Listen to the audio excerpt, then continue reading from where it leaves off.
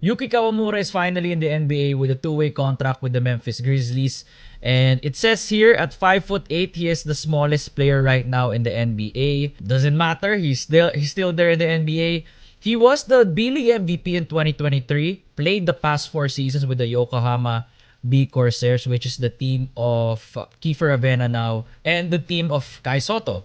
So, how did Yuki Kawamura get to the NBA bago yung mga Filipino hoopers natin? Before that, we need to discuss Yuki Kawamura's performance in the past 5 games. From October 7 to October 18, so he played sparingly. 9 minutes in first 2 games, 9 points, 3 assists, 9 points, 1 assist, and then yung breakout niya I would consider was yung October 12 and October 14. 24 minutes. Ano, nabigyan siya ng minutes na ganito is because the coaching staff saw something. When they saw him playing the first 2 games, they were like, okay, let's give him more sample size. How does he help out the team in a longer run? Playmaking, being a floor general on the floor is what garnered him minutes on why he deserves to play in the NBA or why he deserves to be on that court. October 12, 2 points lang, 0 for 5, but he was able to help out in a different way, which is here. 8 assists and a steal. And he was a plus 17 despite being 0 for 5 from the field. If you could help out in other areas, that means you won't be a liability on the floor. Next one, dito against Indiana, 25 minutes, 10 points, 7 assists, a rebound, a steal. And I think it was after this game wherein maybe they were convinced that maybe we should give Yuki Kawamura the last two-way contract. So two-way contract means you get to play in the NBA and you will get to play the G League simultaneously. That means the Grizzlies can send you to the G League and vice versa. So, ganun yung trabaho mo. You're playing essentially in 2 leagues, but still, the NBA, diba? Where did the attention start with Yuki? We can all trace it back to the 2023 FIBA World Cup, wherein he averaged 13.6 points, 2 rebounds, and 7.6 assists per game. Yuki Kawamura was 21 years old when this happened. He's only 22 right now. In their games, first one was against Germany, 7 points, 2 rebounds, 3 assists. Finland, this was the game wherein they were able to beat them and considered one of the biggest upsets in Japanese history, if not the biggest. 25 points, 9 assists, 10 for 16 from the field. He had 4 3-pointers, a plus 12, 27 in efficiency, and no one from Finland was able to stop Yuki, that all 5'8" frame of his. Yan yung modern day Kuroko no basket natin. Well, for Australia, kind of struggled. Cote d'Ivoire ba to? 14 points, 8 assists, had 5 turnovers, but he had 3 steals. He was a plus 15. And they were able to beat Venezuela as well. 19 points from Yuki, 6 for 11. Really efficient numbers for a 5'8" guard, guys. 4 rebounds, 11 assists. Just great stats. Those are iconic games. So to get the attention of the scouts in order for them to give you a shot at the Summer League. And it proved to be the second biggest stage kasi it was in the Olympics where people were convinced that we need to give this guy a shot. So, performance in the Olympics, we all know what happened in the France game. Let's go through that. 29 points in the group phase. He was 9 for 26. Okay lang yan because he was still contributing in other areas. 35% for Yuki. He had 6 3-pointers here. 7 rebounds. Again, 5'8" against Victor Wembanyama and the Giants of France. 7 rebounds, 6 assists, a steal, 2 turnovers. 24 efficiency. And this was the controversial game wherein he was called for a foul dun sa left corner 3, which I believe was not supposed to be a foul. Na home cooking lang ng France dun. And it continued against Brazil and Germany. They're one of the toughest brackets, to be honest. So 7 for 19, 37%. And the reason for the high volume of Yuki Kawamura is because there's no other player na they would trust. Imagine, 22 years old at this point nasa Olympics. 22 years old, you give him that green light. He's playing the international stage, playing in the pros. Was a B-League MVP already, sinabi ko na yun. Anyway, here, 10 assists, 2 rebounds, steal, lastly with Germany. 11.7 assists, 1 rebound na sila dito. They had a hard time here against Germany, but the point is the Olympics as a whole. Yuki Kawamura had 20 points, 3 rebounds, 7.7 assists. Insane numbers. Those were his averages. So what does Yuki Kawamura bring to a team, right? Specialty or skill that separates from him is his passing, his ball IQ.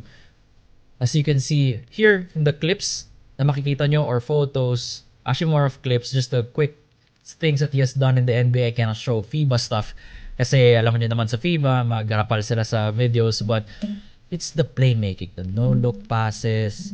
Hindi lang siya flashy, he knows where his where his guys are going to be. He knows where to put himself on the floor at all times, and with more confidence. And as he gathers more experience in the NBA, he's just gonna get better.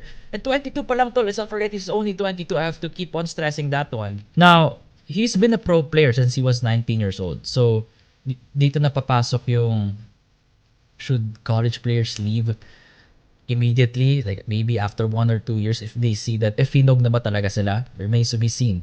So we're now going to the Philippine side. Diba yung topic natin ngayon is why Yuki Kawamura is in the NBA and Filipino hoopers are not. For now. Because may pag-asa naman talaga tayo. We have the physical tools, at least sa mga guardia, we can keep up with them. The IQ needs improvement, yes, but we're also going there. Our development as a nation is going well, especially led by Erica D in the SBP, wherein they're trying to fix everything in the grassroots program. So all hope is not lost. Kaya sabi ko, for now, it's not gonna be forever.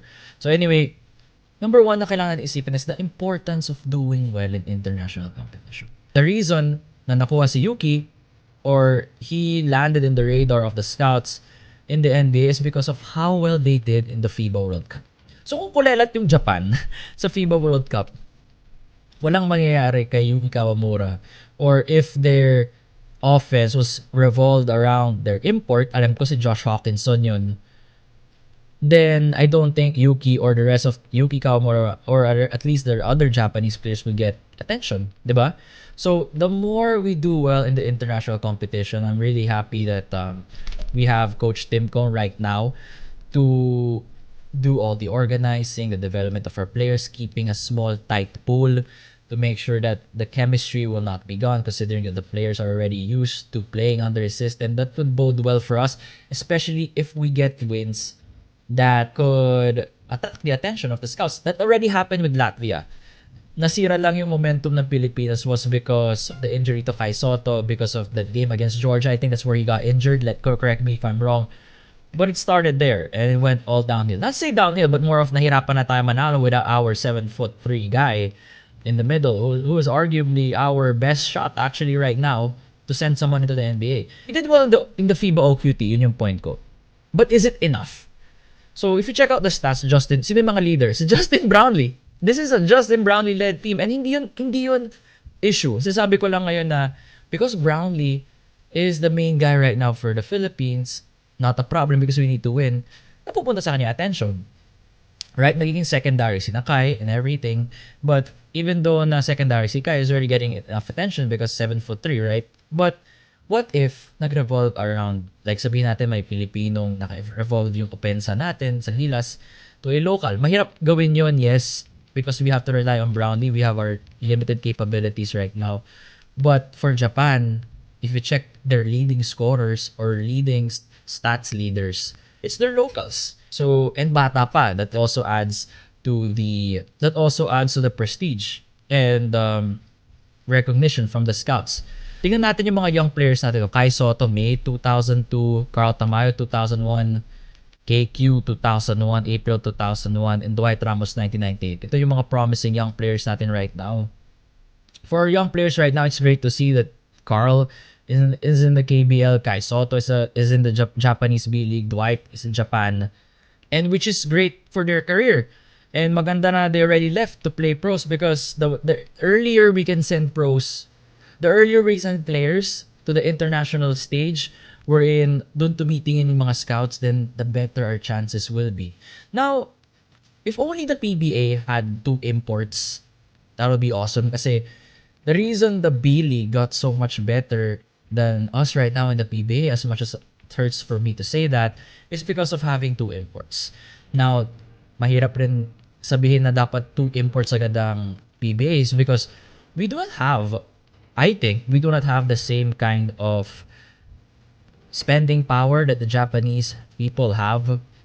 Diba, they are a first world country at the end of the day. We are a third world country, but I think magagawa ng paraan siguro. Could be. Remains to be seen, but I think kaya naman. But I don't know. I don't know the full financial capabilities of our teams here in the Philippines.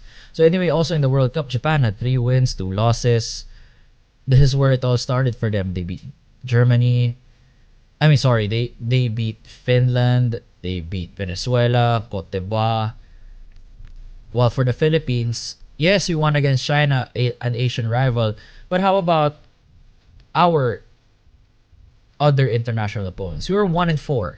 We lost to Dominican Republic, which was a heartbreaker considering kasi, di ba, remember Jordan Clarkson got fouled out here. And the offense was really revolved around him. There wasn't much ball movement. Kai Soto didn't play much here, but I think nag-shine dito sina Renza Bando and AJ Adu later on, not necessarily in the Dominican Republic game, but in the other ones. We lost a heartbreaker against Angola, wherein we were kind of favored to beat them. We made it close against Italy, 90-83. Got blown out by South Sudan. But then the Philippine-China game wherein we obliterated them mainly because of Jordan Clarkson's 5 3-pointers or 6 or 4. Let me know. So how can we get more attention to our players? So build up our performances in the international competitions. That means maybe if okay na yung player sa college, if na-feel ng management na pwede na to padala, like I think it's best that we do not keep them in college. Let's encourage them to aim for the stars, aim high, and if my legit offer, let's encourage our players to send them there and make sure that their development goes well.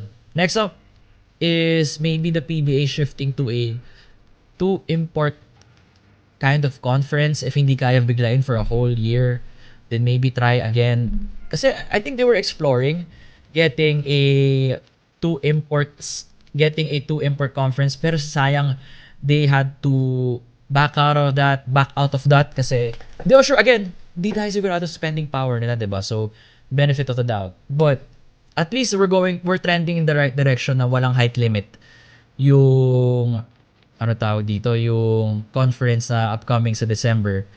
And of course, our grassroots. If our grassroots program is continuously to get better and under the leadership of Erica Dinga, Norman Black, and the rest of the brass, then our players will get better and form the fundamentals early on during their childhood. At the end of the day, Yuki Kawamura should just provide hope for us Filipinos that height does not matter.